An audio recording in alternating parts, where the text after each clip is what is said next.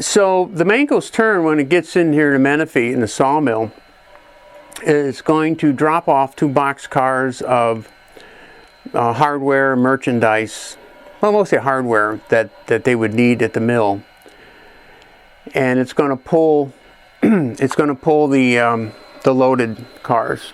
Okay. Because it'll take those loaded cars over to Mancos, where your general freights will pick them up to haul the different parts of the layout.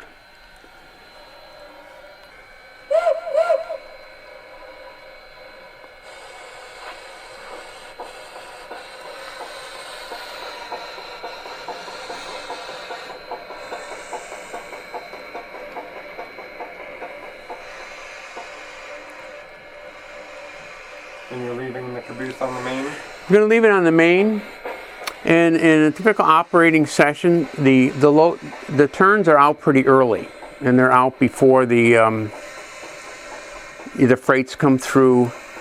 And typically, in this case, normally I would call into the dispatcher and tell them, here I'm in Mancos or Menifee at this particular time with work to do. So the dispatcher would be aware that you're working away at.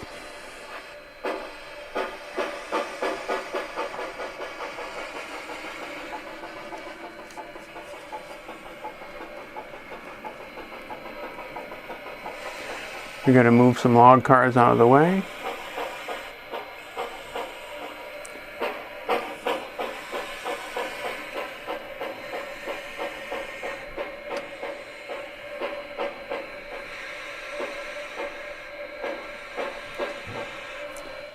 And when you have people over to operate, how many typically come to operate, and how long is it, and what is your job during the operations?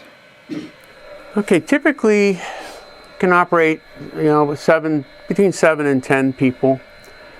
I found that 7 to 8 keeps the layout room comfortable.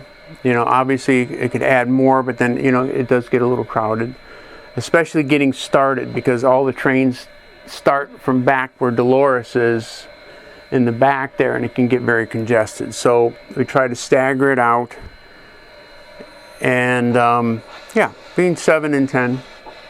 And that includes the dispatcher. And do you have a dispatcher that normally comes every time? Yep. And then how long do you guys usually operate for? 3 to 4 hours. 3 to 4 hours, huh? Right. And how many train movements do you typically, is there 5 trains, 6 trains? Okay, we typically move, there's 4 freights, 2 each way, a mixed train each way. And a mixed train back in the day is freight and passenger? Right. I should mention that the layout is set loosely in the 1920s. It would be a combine or a baggage car and a coach. So the Rio Grande Southern locomotives in this area had the big numbers on the tender, which I really always liked. So that's another reason to do the 1920s.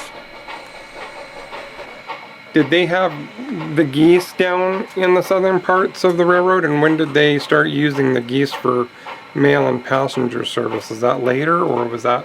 About 1930, 31. 1930, 31. So there's no geese on this layout. Because they weren't around at that time. Right. Now that doesn't mean that friends can come over with galloping geese and run them, and we've had a good time taking photographs and running them across the layout. But the time frame that I model, no, they didn't do it.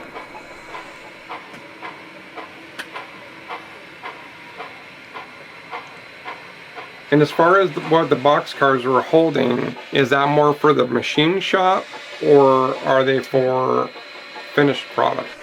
No, in the spur in the back, that would be for supplies coming into the sawmill. Okay. As far as loading out would be this spur right here. Okay.